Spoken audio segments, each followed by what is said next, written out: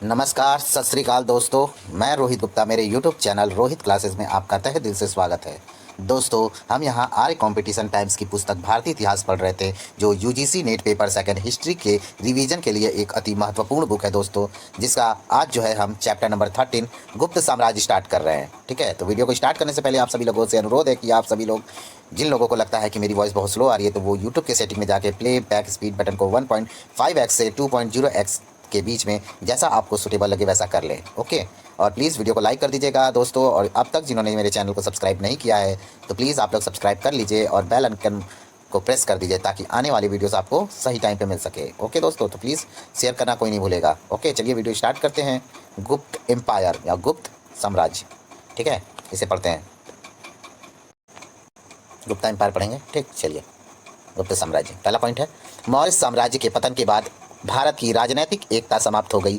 इस बीच कुषाण वंश व सातवाहन वंश ने क्रमशः उत्तरी व दक्षिणी भारत में स्थिरता लाने का प्रयास किया, किंतु वे अपने अपने क्षेत्रों में ही सीमित रहे। ठीक है, आगे है, सीमित रहे। आगे, चौथी शताब्दी के प्रारंभ में पूर्वी भारत में एक नए राजवंश का उदय हुआ, जो गुप्त वंश के नाम से जाना जाता था। गुप्त संभवतः कुषाणों के सामंत थे। ठीक है, आगे, गुप्त काल भारत का पेराक्लीज युग यानी पेरिकल्स एज था। सर्वप्रथम के.एम. मुंशी ने स्वर्ण युग कहा है। किसे? गुप्त युग को के.एम. मुंशी ने स्वर्ण युग कहा है। ठीक है, आगे, पुराणों में गुप्तों को मागध गुप्त कहा गया है। मैक्स मुलर ने गुप्तकालीन साहित्य को पुनर्जागरण काल का कहा है, जबकि आर.डी. बनर्जी ने पुनर्जागरण कला कहा है। आगे, गुप्तों की उत्पत्ति से संबंधित प्रश्न बड़ा विवादास्पद है। वाजिका द्वारा लिखित कार्तिकौमुदी नाटक में लिच्छवियों को मलेच्छ तथा चंद्रगुप्त प्रथम को कारस्कर कहा गया है। के.पी. जायसवाल ने इसी ग्रंथ के आधार पर गुप्तों को शूद्र माना है। ठीक है, आगे देखते हैं। चंद्रगोमीन के व्याकरण में गुप्तों को जाट यानी जर्ट कहा गया है। इसके आधार पर ही जायसवाल गुप्तों को जाट मानते हैं। ठीक है, आगे,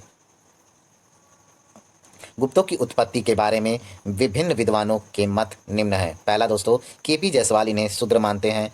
दूसरा, एलन अल्तेकर, रोमिला थापर, आयंगर और रामशरण शर्मा जो है दोस्तों, इन्हें वैश्य मानते हैं। तीसरा, हेमचंद्र राय चौधरी और दशरथ शर्मा जो हैं दोस्तों, इन्हें ब्राह्मण मानते हैं। नंबर 4, रमेश चंद्र मजूमदार, ओझा चट्टोपाध्याय, वसुदेव उपाध्याय जो हैं दोस्तों, इन्हें क्षत्रिय मानते हैं। ठीक है, आगे, चंद्रगुप्त द्वितीय की पुत्री प्रभावती गुप्ता ने अपने पूना ताम्रपत्र में धारण गोत्र का उल्लेख किया है। ठीक है, आगे, यह गोत्र उसके पिता का ही होगा, क्योंकि उसके पति वाकाटाक नरेश रुद्रसेन द्वितीय विष्णु वृद्धि गोत्र के ब्राह्मण थे। अतः इस आधार पर गुप्त धारण गोत्र के ब्राह्मण थे। इस आधार गुप्त धारण गोत्र के ब्राह्मण थे। ठीक है, आगे, गुप्तों का आदि पुरुष श्रीगुप्त था। ठीक है, गुप्त वंश का संस्थापक श्रीगुप्त। ठीक है, याद रखिएगा। उसका पुत्र जो था वो घटोत्कच था। प्रभावती गुप्त के पूना एवं श्रद्धपुर ताम्रपत्रों में घटोत्कच को गुप्तों का आदि पुरुष यानी आदि राज कहा गया है, या कहा गया है, या कहा जाता था अभी। ठीक है, आगे, स्कंद गुप्त के सुपिया यानी रीवा के लेख में गुप्त वंश को घटोत्कच वंश कहा जाता है, या कहा गया है। ठीक है, आगे देखते हैं दोस्तों। आगे हमारा चंद्रगुप्त प्रथम। चलिए, ठीक है, हम लोग चंद्रगुप्त प्रथम से स्टार्ट करते हैं। इनका टाइम पीरियड दोस्तों है 319 ईस्वी से 350 ईस्वी। ठीक है, आगे थोड़ा बड़ा कर लेते हैं हम लोग, स्पष्ट समझ में आए। चलिए, चंद्रगुप्त प्रथम ने गुप्त वंश को एक शक्तिशाली राज्य के रूप में प्रतिष्ठित किया। इसे गुप्त वंश का वास्तविक संस्थापक माना जाता है। ठीक है, जब भी वास्तविक संस्थापक आए गुप्त वंश का, तो चंद्रगुप्त प्रथम है, याद रखिएगा। आगे, हेमचंद्र राय चौधरी चतुर्थी कर रहे हैं। हेमचंद्र राय चौधरी ने इसे द्वितीय मगध साम्राज्य का संस्थापक कहा है। चंद्रगुप्त प्रथम की राजधानी पाटलिपुत्र थी, यद्यपि प्रारंभ में वैशाली चंद्रगुप्त प्रथम के साम्राज्य में नहीं था। आगे, गुप्त वंशावली में चंद्रगुप्त प्रथम पहला शासक था जिसने महाराजाधिराज की उपाधि धारण की। श्रीगुप्त ने महाराज की उपाधि धारण की थी। ठीक है, चंद्रगुप्त प्रथम जो था दोस्तों, वह महाराजाधिराज की उपाधि धारण किया था, लेकिन उससे पहले जो शासक था श्रीगुप्त, जो संस्थापक था, वो दोस्तों महाराज की उपाधि धारण किया था। ठीक है, आगे, इसने एक नए संवत गुप्त संवत 319 से 320 ईस्वी को चलाया। ठीक है, चंद्रगुप्त प्रथम ने। आगे, यही तिथि वल्लभी संवत की भी है। ठीक है, जो गुप्त संवत की जो तिथि है दोस्तों, वही वल्लभी संवत की भी तिथि है। ठीक है, आगे देख लेते हैं। अलबरूनी के अनुसार गुप्त संवत का प्रारंभ शासक संवत के 241 वर्ष बाद 319 ईस्वी में हुआ था। अलबरूनी के अनुसार गुप्त संवत का जो है प्रारंभ वह शक संवत के 241 वर्ष बाद 319 ईस्वी में हुआ था। ठीक है, आगे देखते हैं दोस्तों। कमेंट बॉक्स में लिख दीजिएगा कि शक संवत का प्रारंभ किसके समय में हुआ था, किस राजा ने किया था और कब हुआ था। ठीक है, जरूर से लिखिएगा दोस्तों। जो लोग मन लगा के वीडियो को देख रहे हैं वो जरूर कमेंट करें। नहीं आता है तो उसके लिए भी कमेंट करें, सर नहीं आता है हमें बता दीजिए। चलिए आगे देखते हैं। इसने लिच्छवी राजकुमारी कुमार देवी से विवाह किया। इस विवाह से वैशाली का क्षेत्र चंद्रगुप्त के अधिकार में आ गया। गुप्तों में सर्वप्रथम सिक्के, सोने के जो सिक्के थे, चंद्रगुप्त प्रथम ने चलाए। इन सिक्कों से इस विवाह की भी पुष्टि होती है। इन सिक्कों को राजा रानी, लिच्छवी प्रकार, विवाह प्रकार, राज दंपत्ति व दैवी प्रकार के सिक्के भी कहते हैं। आगे दोस्तों हम लोग देखेंगे समुद्रगुप्त। समुद्रगुप्त 350 ईस्वी से 375 ईस्वी। समुद्रगुप्त के, थोड़ा सा छोटा कर लेते हैं। समुद्रगुप्त के समय गुप्त साम्राज्य का सर्वाधिक विस्तार हुआ। फादर हैरास ने सर्वप्रथम यह मत प्रतिपादित किया कि समुद्रगुप्त को अपने भाई कांच के विरुद्ध उत्तराधिकार युद्ध करना पड़ा। कुछ विद्वान कांच नामक शासक का समीकरण भी समुद्रगुप्त से करते हैं। आगे, फ्लिंट ने सर्वप्रथम प्रतिपादित किया कि कांच नामांकित मुद्रा समुद्रगुप्त की है। ठीक है, आगे, श्रद्धपुर लेख में समुद्रगुप्त को तत्पाद परिगृहित कहा गया है। चंद्रगुप्त प्रथम द्वारा राज्य त्याग कर समुद्रगुप्त को राजा बनाना। ठीक है, आगे, प्रयाग प्रशस्ति के अनुसार समुद्रगुप्त को भाइयों या तुल्यकुल्ज से उत्तराधिकार युद्ध लड़ना पड़ा। प्रयाग प्रशस्ति में समुद्रगुप्त की उपलब्धि जो है दोस्तों, कविराज था, पृथ्वीव्याम प्रतिरथ था, धर्म प्राचीर बंध था, सर्व राजोच्छेता या लिच्छवी दौहित्र था। ठीक है, आगे, प्रयाग प्रशस्ति के अनुसार गंधर्व विद्या में प्रवीणता के कारण समुद्रगुप्त ने इंद्र के आचार्य कश्यप, नारद एवं तुम्बरु को भी लज्जित कर दिया। ठीक है, प्रयाग प्रशस्ति के अनुसार गंधर्व विद्या में प्रवीणता के कारण समुद्रगुप्त ने इंद्र के आचार्य कश्यप को, नारद एवं तंबुरु को भी लज्जित कर दिया था। ठीक है, आगे देखते हैं।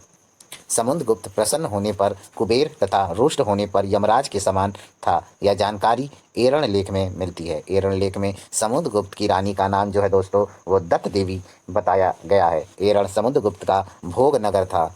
ठीक है, आगे, एरण अभिलेख में समुद्रगुप्त की दानवीरता की तुलना जो है वो पृथु एवं राघव से की गई है। गरुड़ मुद्राओं में समुद्रगुप्त को 100 युद्धों का विजेता कहा गया है। ठीक है, आगे, वामन के काव्यालंकार सूत्र में समुद्रगुप्त का नाम जो है वो चंद्र प्रकाश है। समुद्रगुप्त की एक उपाधि विक्रमांक मिलती है। कृष्ण चरित्र का रचयिता जो है वो समुद्रगुप्त था, याद रखिएगा। आगे, ध्रुव भूति समुद्रगुप्त का खाटक पाकिक राजकीय भोजनालय अध्यक्ष था। ठीक है, याद रखिएगा। आगे दोस्तों, बौद्ध विद्वान वसुबंधु एवं असंग समुद्रगुप्त के दरबार में थे। वसुबंधु ने अभिधर्मकोश एवं असंग ने योगाचार लिखी है। समुद्रगुप्त के लिए सर्व राजोच्छेता के विरुद्ध का प्रयोग हुआ है। ठीक है, आगे देखते हैं दोस्तों। चीनी स्रोतों के अनुसार श्रीलंका के शासक मेघवर्मन ने समुद्रगुप्त के पास दूत भेजकर गया यानी बौद्ध गया में एक बौद्ध मंदिर के निर्माण की अनुमति प्राप्त की थी।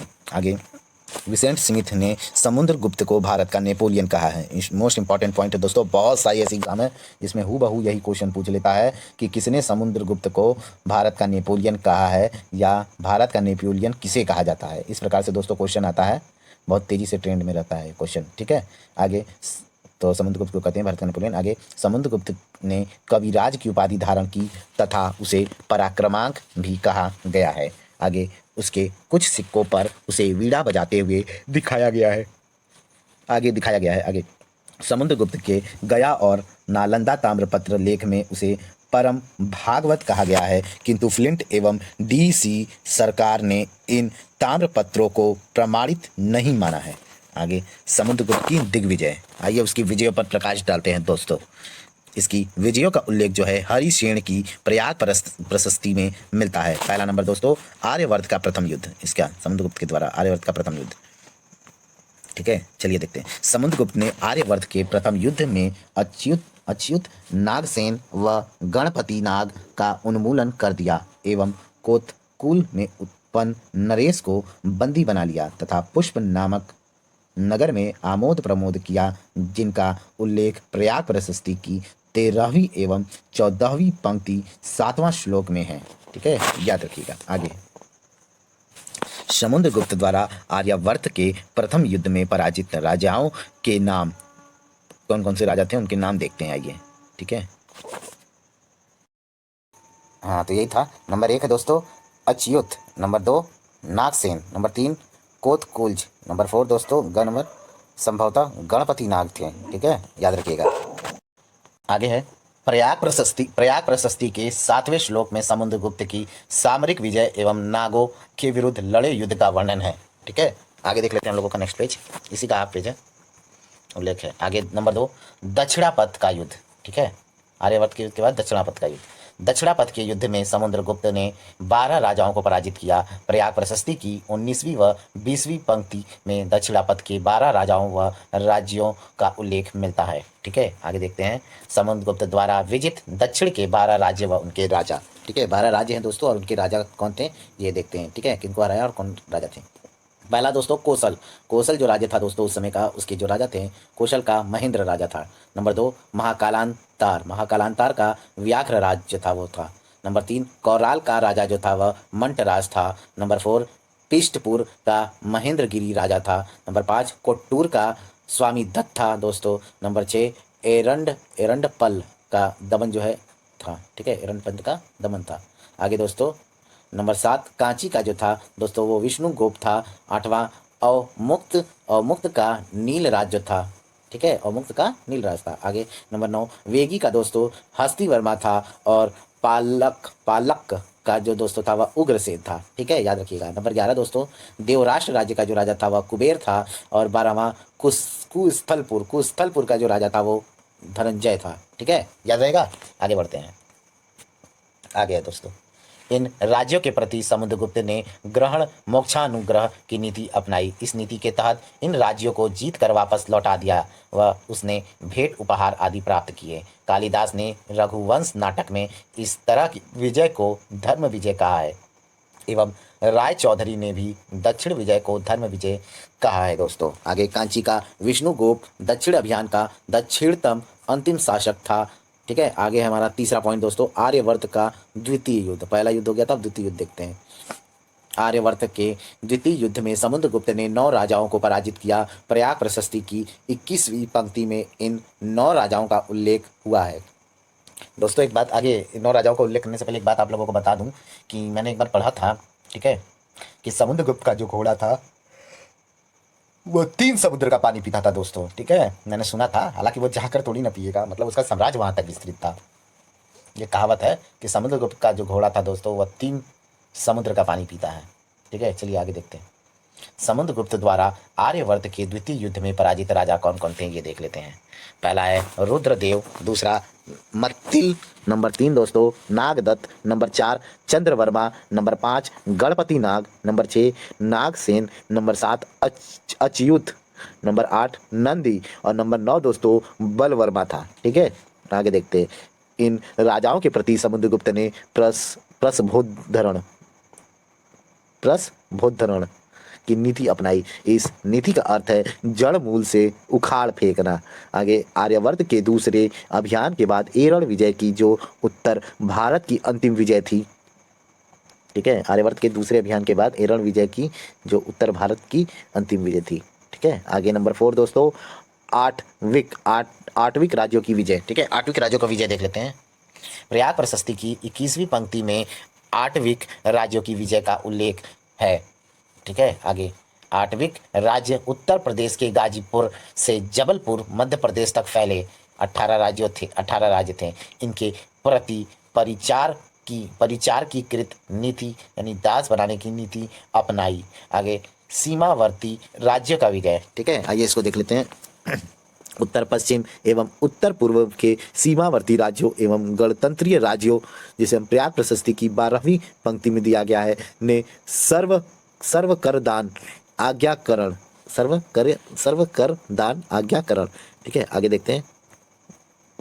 आज्ञाकरण एवं प्रणामागमन के द्वारा समुद्रगुप्त की सेवा की। नंबर 1, सर्व कर दान सभी प्रकार के कर देते हैं। नंबर 2, आज्ञाकरण समुद्रगुप्त की आज्ञा का पालन करते थे। नंबर 3, प्रणामागमन दरबार में व्यक्तिगत उपस्थिति देते थे। आगे समुद्रगुप्त द्वारा प्रयत्न सीमावर्ती राज्यों की विजय।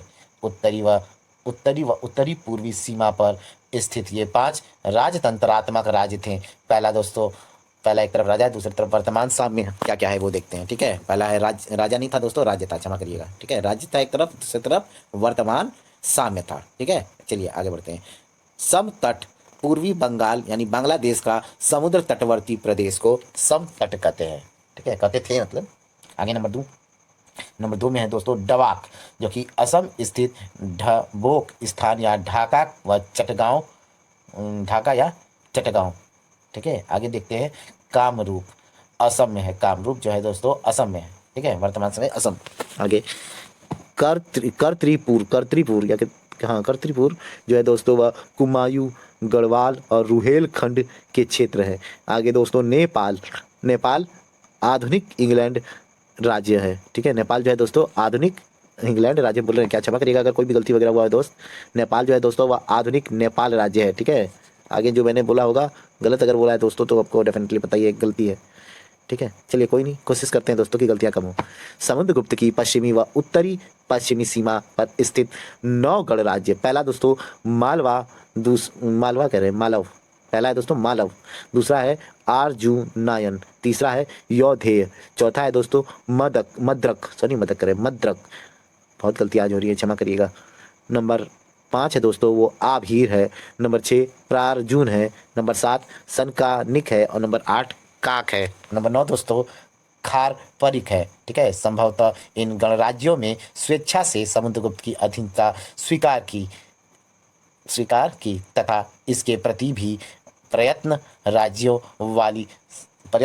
वाली सर्व कर दान आज्ञाकरण प्रणामागमन नीति अपनाई। ठीक है, आगे विदेशी शासकों पर विजय। ठीक है, आइए देख लेते हैं। समुद्रगुप्त के समकालीन विदेशी शासक केदार कुषाण, जो कि पेशावर शक शासक रुद्र सिंह तृतीय एवं पूर्वी भारत का शासक मुरुंड आदि थे। आगे शक कुषाण आदि विदेशी शक्तियों ने समुद्रगुप्त की अधीनता निम्न 3 विधियों से मानी। पहला दोस्तों 3 विधियों से मानी। प्रयाग प्रशस्ति की 19वीं व 24वीं पंक्ति। ठीक है, आगे 3 विधियों में मानी अधीनता जो है दोस्तों वह निम्न 3 विधियों में मानी। पहला है दोस्तों आत्मनिवेदन, दूसरा कन्योपायन। नंबर 3 दोस्तों गुरुत्मंदक स्व विषय भुक्ति शासन याचना। ठीक है, क्या है गरुत्मंदक जो है, इसके बाद स्व विषय भुक्ति शासन याचना, इतना लंबा नाम है दोस्तों। अपने विषय या मुक्ति के लिए शासनादेश प्राप्त करना। ठीक है, आगे है दोस्तों हमारा प्रयाग प्रशस्ति के अनुसार समुद्रगुप्त की दिग्विजयों का उल्लेख धरणीबंध था। उसकी उत्तरी भारत में अपनाई गई नीति प्रस्फोधरण जड़ मूल से उखाड़ फेंकना को हम बोलते हैं। ठीक है, आगे तथा दक्षिणापथ की नीति ग्रहण मोक्षानुग्रह कहलाती है। ठीक है, आगे देखते हैं अश्वमेध यज्ञ। क्या देखेंगे दोस्तों? अश्वमेध यज्ञ। अपनी विजयों के उपलक्ष्य में समुद्रगुप्त ने अश्वमेध यज्ञ किया। यह यज्ञ यह जो यज्ञ है दोस्तों वह प्रयाग प्रशस्ति लिखे जाने के बाद किया गया, अतः प्रयाग प्रशस्ति में इसका उल्लेख नहीं है दोस्तों। ठीक है, आगे देखते हैं नंबर उसी में है दोस्तों प्रयाग प्रशस्ति में समुद्रगुप्त को पृथ्वी पर निवास करने वाला देवता कहा गया है। ठीक है। आगे दोस्तों हम लोग पढ़ेंगे चंद्रगुप्त द्वितीय विक्रमादित्य, जिसका समय पीरियड 375 ईस्वी से दोस्तों 415 ईस्वी तक था। ठीक है, चलिए आइए इसे पढ़ते हैं। चंद्रगुप्त द्वितीय विक्रमादित्य 375 ईस्वी से 415 ईस्वी। समुद्रगुप्त एवं चंद्रगुप्त द्वितीय के बीच रामगुप्त नामक निर्बल शासक का उल्लेख मिलता है। हालांकि गुप्त अभिलेखों की वंशावली में रामगुप्त का उल्लेख नहीं है। सर्वप्रथम 1924 ईस्वी में रखालदास बनर्जी ने रामगुप्त की ऐतिहासिकता सिद्ध करने का प्रयास किया है। विशाख दत्त की कृति देवी चंद्रगुप्तम में रामगुप्त की कथा का वर्णन है। आगे, देवी चंद्रगुप्तम नाटक मूल रूप से उपलब्ध नहीं है। भोज के सिंगार प्रकाश से इसके कुछ उद्धरण मिलते हैं। आगे, बाणभट्ट कृत हर्षचरित, भोज की सिंगार प्रकाश, शंकराचार्य कृत हर्षचरित की टीका, राजशेखर की काव्य मीमांसा तथा अरबी लेखक अबुल हसन अली कृत मुजम्मल उल तवारिख में भी रामगुप्त का उल्लेख है। इनके अनुसार चंद्रगुप्त द्वितीय अपने भाई रामगुप्त को हटाकर गद्दी पर बैठा तथा रामगुप्त की पत्नी ध्रुव देवी या ध्रुव स्वामिनी ने से विवाह किया था। ठीक है, उसे हटाकर हराने के पश्चात उसके पत्नी से विवाह कर लिया। आगे, राष्ट्रकूट वंश के काम्बे एवं संजन अभिलेख में रामगुप्त की ऐतिहासिकता का अभिलेखीय साक्ष्य है। दुर्जनपुर यानी बेशनगर से 3 जैन मूर्तियां मिली हैं। इन मूर्तियों पर प्राप्त लेखों में रामगुप्त को महाराजाधिराज कहा गया है। चंद्रगुप्त के समय तीर भुक्ति यानी भसाड़ वैशाली का गवर्नर गोविंद गुप्त था, जो कुमार गुप्त का भाई था। उपलब्धियां देख लेते हैं। चंद्रगुप्त द्वितीय का अन्य नाम देवश्री, देवगुप्त, देवराज आदि है। इसने विक्रमादित्य, नरेंद्र चंद्र, श्री विक्रम सिंह, सिंह विक्रम, अजीत विक्रम, परम भागवत आदि उपाधियां धारण की थी। ठीक है, चंद्रगुप्त द्वितीय को लेखों में तत्परिगृहित समुद्रगुप्त द्वारा चुना हुआ कहा गया है। आगे, गढ़वा अभिलेख में चंद्रगुप्त द्वितीय को परम भागवत कहा गया है। परम भागवत उपाधि धारण करने वाला वह प्रथम गुप्त सम्राट था। चंद्रगुप्त द्वितीय के उदयगिरी गुहा लेख में चंद्रगुप्त को राजाधिराज श्री कहा गया है। राजाधिराज श्री कहा गया है। आगे, परम भागवत की उपाधि धारण करने वाले गुप्त शासक कौन कौन थे दोस्तों, ये देखते हैं। ठीक, तो उसमें चंद्रगुप्त द्वितीय थे, कुमार गुप्त प्रथम थे, स्कंद गुप्त थे, नरसिंह गुप्त, बालादित्य थे। ठीक है, आगे हम देखते हैं शक विजय, शकों पर जो विजय हुआ था वो देखते हैं। चलिए, चंद्रगुप्त द्वितीय ने शक शासक रुद्र सिंह तृतीय को पराजित कर पश्चिमी भारत से शकों का उन्मूलन कर दिया। शक विजय के फलस्वरूप उसने चांदी के व्याघ्र यानी सिंह निहंता शैली के सिक्के चलवाए तथा आगे देखते हैं तथा विक्रमादित्य की उपाधि धारण की। तो शकों को हराने के बाद जो है चंद्रगुप्त ने विक्रमादित्य की उपाधि धारण की थी। ठीक है, आगे, इन चांदी के सिक्कों का भार जो था वह 32 से 36 ग्रेन तक था। है भारतीय अनुश्रुतियों में चंद्रगुप्त द्वितीय को शकों पर विजय के कारण सकारी भी कहा जाता है। ठीक है, सकारी भी कहा गया है या कहा जाता है। आगे दोस्तों, शक विजय से गुजरात एवं काठियावाड़ तक का क्षेत्र गुप्त राज्य में मिल गया, जिससे भड़ौच बंदरगाह पर भी गुप्तों का नियंत्रण हो गया, जिससे अरब सागर एवं भूमध्य सागर के व्यापार पर गुप्तों को प्रवेश मिला। ठीक है, एंट्री उन लोगों का स्टार्ट हो गया। आगे, शकों से छीन कर उज्जैन को साम्राज्य की दूसरी राजधानी बनाई गई। उज्जैन कला, साहित्य एवं विद्या का केंद्र था। वैवाहिक संबंध देख लेते हैं। आइए, पूना ताम्रपत्र के अनुसार चंद्रगुप्त द्वितीय ने नागवंश की राजकुमारी कुबेर नागा से विवाह किया। इस विवाह से उसे प्रभावती गुप्त नामक पुत्री हुई।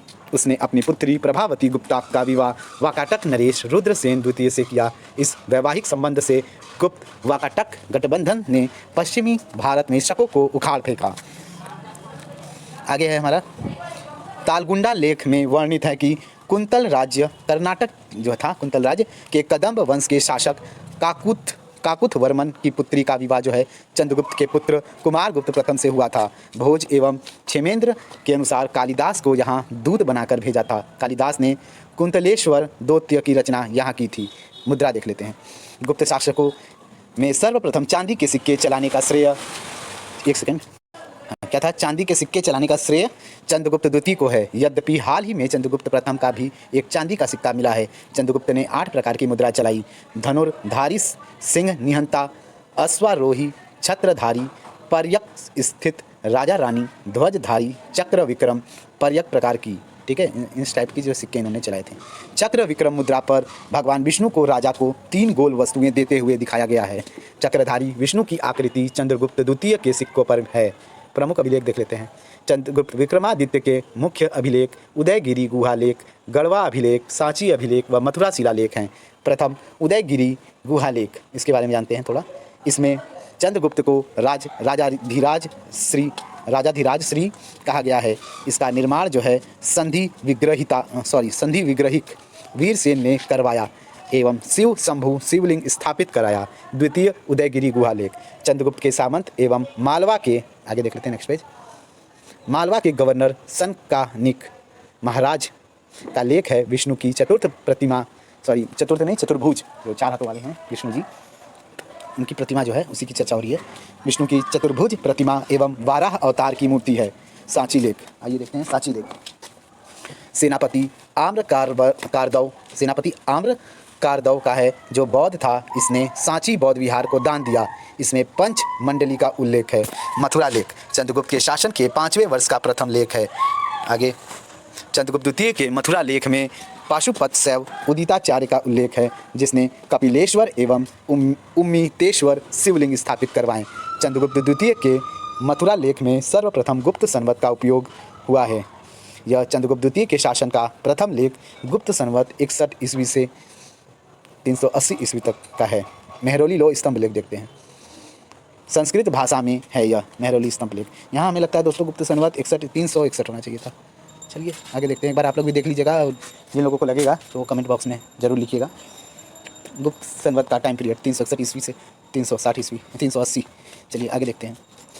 मेहरौली लो स्तंभ लेख संस्कृत भाषा में है यह मेहरौली लो स्तंभ लेख। यह मरणोत्तर अभिलेख है। सिंधु नदी को पार कर वाहलिकों को पराजित करने विष्णुपद पर्वत पर विष्णु ध्वज की स्थापना का इसमें उल्लेख है। इसमें चंद्रगुप्त विक्रमादित्य की उपलब्धियों की जानकारी मिलती है।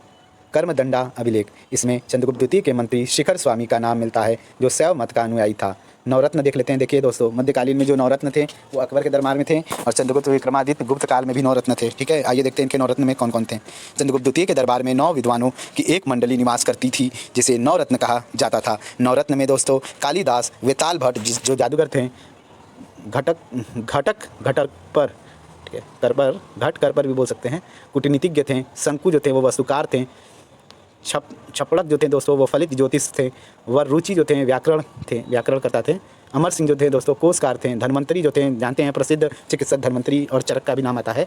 ठीक है, चरक हालांकि नहीं थे लेकिन धन्वंतरी थे, चरक किसी और के काल में थे। धन्वंतरी जो है दोस्तों वो चिकित्सक थे एवं फलित ज्योतिष एवं खगोल शास्त्र का प्रेरणता वहामीर थे। ठीक है, आगे फायान देख लेते दोस्तों। चीनी यात्री फायान था। ठीक है, ये चंद्रगुप्त विक्रमादित्य के दरबार में आया था चीनी यात्री फायान। आगे चरक वगैरह दोस्तों हमारे कनिष्क वगैरह आएंगे तो उधर दिखेंगे। चलिए आगे देख लेते हैं। फायान, चीनी यात्री फायान 399 से 414 ईस्वी के समय में भारत आया था। चंद्रगुप्त विक्रमादित्य के शासनकाल में भारत आया यह। हालांकि फायान अपने यात्रा उल्लेख में कहीं भी सम्राट के नाम का उल्लेख नहीं करता है। कुमारगुप्त महेंद्रादित्य, इसके बाद आते हैं कुमारगुप्त महेंद्रादित्य 415 ईस्वी से 455 ईस्वी। चंद्रगुप्त एवं ध्रुव देवी की संतान कुमारगुप्त प्रथम था। कौन था? कुमारगुप्त प्रथम, जिसने सर्वाधिक समय तक शासन 40 वर्ष तक किया था। कुमारगुप्त प्रथम ने महेंद्रादित्य, श्रीमेंद्र,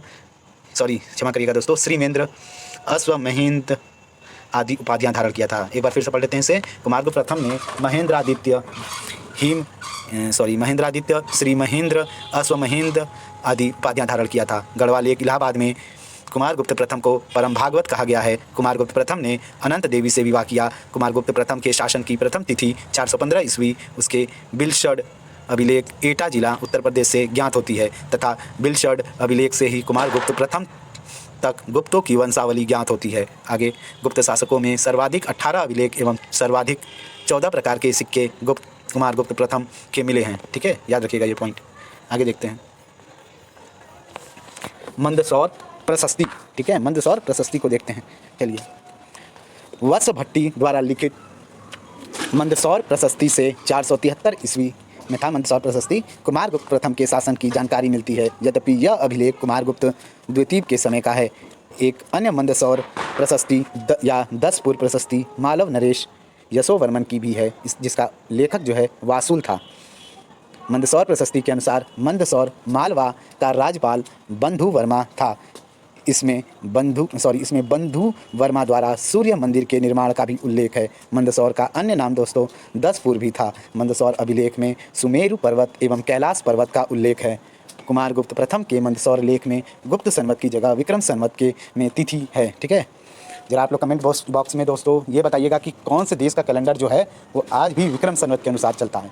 ठीक है, ज़रूर से आप लोग कमेंट बॉक्स में ज़रूर ये, अगर जिसे पता होगा वो लिखेगा और जिसे नहीं पता है दोस्तों वो भी लिखेगा, तो उसे बताया जाएगा कि वो कौन सा देश है जो विक्रम संवत को फॉलो करता है।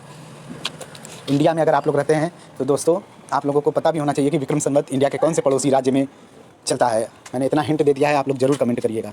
ठीक है, भीतरी अभिलेख देखते हैं। भीतरी अभिलेख के अनुसार स्कंदगुप्त ने हुंडों को पराजित करके क्रमादित्य व विक्रमादित्य की उपाधि धारण की। स्कंदगुप्त के भीतरी अभिलेख से पता चलता है कि कुमारगुप्त प्रथम के अंतिम दिनों में पुष्पमित्रों का आक्रमण हुआ था। हुंडों का आक्रमण हुआ था दोस्तों। उसके पुत्र स्कंदगुप्त ने पुष्पमित्रों को पराजित किया। करमदंडालेख फैजाबाद के अनुसार, फैजाबाद में था करमदंडालेख, ठीक है, अनुसार इसके संधि विग्रह पृथ्वीसेन ने शिव प्रतिमा स्थापित करा के पृथ्वी सवर शिवलिंग स्थापित करवाया। आगे मथुरा लेख में जैन मुनि दलिताचार्य का उल्लेख है। मानकुंवर लेख इलाहाबाद में बुद्ध मित्र द्वारा बुद्ध प्रतिमा स्थापित करवाए जाने का उल्लेख है। उदयगिरी लेख मध्य प्रदेश में है। उदयगिरी लेख में शंकर नामक व्यक्ति द्वारा पार्श्वनाथ की मूर्ति स्थापित किए जाने का उल्लेख है।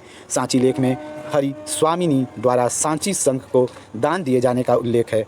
आगे दामोदरपुर ताम्रपत्र लेख में भूमि क्रय विक्रय संबंधित विवरण दिया गया है। यहाँ से 6 ताम्रपत्र मिले हैं, जिसमें से तीसरे ताम्रपत्र में कुमारगुप्त की शासन व्यवस्था एवं कुछ ग्राम अधिकारियों जैसे ग्रामिक, महतर, कुटुम्बीन, अष्टकुलाधिकारी का उल्लेख है। दामोदरपुर या पुड्डूवर्धन बांग्लादेश के दिनाजपुर जिले में है। का राज्यपाल जो है, दामोदरपुर का जो राज्यपाल है वो चिरादत्त था। ठीक है, घटोत्कच गुप्त एरण यानी पूर्वी मालवा का राज्यपाल था। आगे इसके अतिरिक्त बांग्लादेश के धनदेह एवं वैग्राम नामक स्थानों से कुमारगुप्त प्रथम के ताम्रपत्र मिलते हैं। टूमैन अभिलेख ग्वालियर मध्य प्रदेश में है, जो 435 ईस्वी का है। इसमें कुमारगुप्त प्रथम को सर्दकालीन सूर्य की भांति बताया गया है। आगे देख लेते हैं। कुमारगुप्त प्रथम पहला गुप्त शासक है जिसके अभिलेख बंगाल से मिले हैं। ये हैं, पहला दामोदरपुर ताम्रपत्र, दूसरा वैग्राम ताम्रपत्र, तीसरा धनदेह ताम्रपत्र। कुमारगुप्त प्रथम के सिक्के। मध्य भारत गंगा घाटी में चांदी के सिक्कों का प्रचलन कुमारगुप्त प्रथम ने किया। पश्चिमी भारत में चंद्रगुप्त द्वितीय को यह श्रेय जाता है। कुमारगुप्त प्रथम के सिक्कों पर गरुड़ के स्थान पर मयूर कार्तिकेय की आकृति उत्कीर्ण है और अप्रतिघ सिक्के हैं। ठीक है, अप्रतिघ सिक्के चलाएं। ठीक है, आगे कुमारगुप्त प्रथम ने अप्रतिघ प्रकार, गजारूढ़ प्रकार, खड़ग निहंता प्रकार और खड़ग प्रकार की मुद्राएं चलवाईं। खड़ग निहंता प्रकार में कुमारगुप्त को गेंडा मारते हुए दिखाया गया है। आगे कुमारगुप्त प्रथम के स्वर्ण सिक्कों से पता चलता है, ठीक है, कि उसने अश्वमेघ यज्ञ किया, किंतु उसके अभिलेखों में अश्वमेघ यज्ञों का उल्लेख नहीं है। ठीक है, हालांकि साउंड आ गया था दोस्तों, इसलिए इस लाइन को दोबारा पढ़ते हैं। कुमारगुप्त प्रथम के स्वर्ण सिक्कों से पता चलता है कि उसने अश्वमेघ यज्ञ किया, किंतु उसके अभिलेखों में अश्वमेघ यज्ञों का उल्लेख नहीं है। बयाना से कुमारगुप्त प्रथम की 623 मुद्राएं प्राप्त हुई हैं। नालंदा विश्वविद्यालय देखते हैं दोस्तों। कुमारगुप्त प्रथम के शासनकाल में नालंदा विश्वविद्यालय की स्थापना हुई। इंपॉर्टेंट लाइन है दोस्तों। ठीक है, कुमारगुप्त प्रथम ने ही नालंदा विश्वविद्यालय की स्थापना की थी। इसे महायान बौद्ध धर्म का ऑक्सफोर्ड भी कहा जाता है। ठीक है, हिंसा के विवरण के अनुसार इसका संस्थापक सक्रादित्य था, जो कि कुमारगुप्त प्रथम की उपाधि थी। आगे स्कंदगुप्त देखते हैं। स्कंदगुप्त 455 ईस्वी से 467 ईस्वी, यह गुप्त वंश का अंतिम महान शासक था। इसने क्रमादित्य, विक्रमादित्य, सक्रोपम, परम भागवत आदि उपाधियां धारण की थी। स्कंदगुप्त वैष्णव था। स्कंदगुप्त ने अयोध्या को अपनी राजधानी बनाया। स्कंदगुप्त ने 466 ईस्वी में चीन के सांग सम्राट के दरबार में राजदूत भेजा था। जूनागढ़ लेख में वर्णित है कि सभी राजकुमारों का परित्याग कर लक्ष्मी ने स्वयं स्कंदगुप्त का वर्णन किया है। ठीक है, आगे देखते हैं। जूनागढ़ अभिलेख के अनुसार स्कंदगुप्त के शासक बनते ही हुंडों का आक्रमण हुआ। बोले थे ना पुष्पमित्र, सुन। चलिए आगे देखते हैं। उसने हुंडों को पराजित किया। हुंड आक्रमणकारी खुशनिवाज था। इसमें हुंडों को मलेच्छ कहा गया है। जूनागढ़ लेख में समय गणना, काल गणना जिसे हम कहते हैं समय गणना को संबंधित साक्ष्य व सुदर्शन झील गिरनार में है जो का स्कंदगुप्त द्वारा पुनर्निर्माण का उल्लेख है। आगे सुदर्शन झील का पुनर्निर्माण सौराष्ट्र के गवर्नर पर्णदत्त के पुत्र चक्रपालित की देखरेख में हुआ है। चक्रपालित के देखरेख में हुआ है। उसने झील के किनारे एक विष्णु मंदिर का निर्माण भी करवाया। इस झील का निर्माण मूलतः चंद्रगुप्त मौर्य के गवर्नर पुष्यगुप्त वैश्य ने किया था। बाद में अशोक के गवर्नर नवन राज तुषास्प तथा रुद्रदामन के गवर्नर सुविशाख ने इसकी मरम्मत करवाई थी। भीतरी अभिलेख देख लेते हैं। स्कंदगुप्त का भीतरी अभिलेख गाजीपुर जिले की सैदपुर तहसील में है। इसमें पुष्पमित्रों और हुंडों के साथ स्कंदगुप्त के युद्ध का स्पष्ट वर्णन है। इसके अनुसार कुमारगुप्त प्रथम के शासन के अंतिम वर्षों में पुष्पमित्रों का आक्रमण हुआ, परंतु कुमारगुप्त प्रथम के पुत्र स्कंदगुप्त से पुष्पमित्र पराजित हुए। भीतरी अभिलेख के 8वें श्लोक में हुंडों के साथ भयंकर युद्ध व हुंडों की स्कंदगुप्त से पराजय का उल्लेख है। भीतरी अभिलेख हुंडों के विरुद्ध युद्ध क्षेत्र में उतरने पर उसकी यानी स्कंदगुप्त की भुजाओं के प्रताप से पृथ्वी काँप उठी। भीतरी अभिलेख में युद्ध के पश्चात श्रोत्रेषु गंगा ध्वनि शब्द से गंगा घाटी में युद्ध का आभास होता है। भीतरी लेख में समुद्रगुप्त, चंद्रगुप्त द्वितीय एवं कुमारगुप्त प्रथम की माताओं के नाम हैं। यह स्कंदगुप्त की काव्यमयी प्रशस्ति है। कहोम स्तंभ लेख, ठीक है, आइए देखते हैं कहोम स्तंभ लेख को देख लेते हैं। स्कंदगुप्त को कहोम स्तंभ लेख में सक्रोपम तथा जूनागढ़ अभिलेख में श्री परिक्षिप्त वच्छा, ठीक है, श्री परिक्षिप्त वच्छा कहा गया है। कहोम अभिलेख में वर्णित है कि भद्र नामक व्यक्ति ने 5 जैन तीर्थकरों की प्रतिमा बनवाई। इंदौर ताम्रपत्र में तैली श्रेणी द्वारा सूर्य पूजा एवं सूर्य मंदिर को दान का उल्लेख है। गढ़वा अभिलेख स्कंदगुप्त का अंतिम लेख है। सिक्के देख लेते हैं दोस्तों। स्कंदगुप्त के सिक्के। स्कंदगुप्त के काल में स्वर्ण सिक्कों का वजन बढ़कर 144 से 146 ग्रेन तक हो गया, जो गुप्त काल में सबसे भारी सिक्के थे। इससे पूर्व गुप्त सम्राटों के समय यह 118 से 123 ग्रेन होता था। स्कंदगुप्त के समय के सिक्कों में मिलावट भी ज़्यादा थी। सबसे ज़्यादा मिलावट अंतिम गुप्त शासक विष्णुगुप्त के समय थी। स्कंदगुप्त पश्चिमी भारत में चांदी के सिक्कों को जारी रखने वाला गुप्त वंश का अंतिम शासक था। आगे स्कंदगुप्त ने नंदी यानी बैल प्रकार की मुद्राएं चलाई। स्कंदगुप्त के उत्तराधिकारी। स्कंदगुप्त की मृत्यु के पश्चात गुप्त साम्राज्य का पतन प्रारंभ हो गया। स्कंदगुप्त के उत्तराधिकारी निम्नलिखित थे। पहला पुरुगुप्त, जिसका समय था दोस्तों 467 से 473 ईस्वी। फिर कुमारगुप्त द्वितीय, जिसका समय था 473 से 476 ईस्वी। फिर था बुद्धगुप्त, जिसका समय 476 से 494 ईस्वी। फिर आता है हमारा नरसिंहगुप्त दोस्तों, नरसिंहगुप्त बालादित्य, जिसका 495 से 510 ईस्वी तक था। फिर अंतिम आता है भानुगुप्त, ठीक है।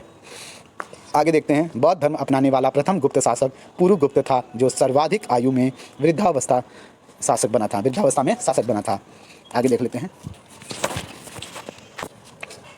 बुद्धगुप्त के दामोदरपुर से 3 ताम्रपत्र मिले हैं। पहाड़पुर ताम्रपत्र भी इसी का है। बुद्धगुप्त भी बौद्ध मतानुयायी था। बुद्धगुप्त को परम दैवत कहा गया है। नरसिंहगुप्त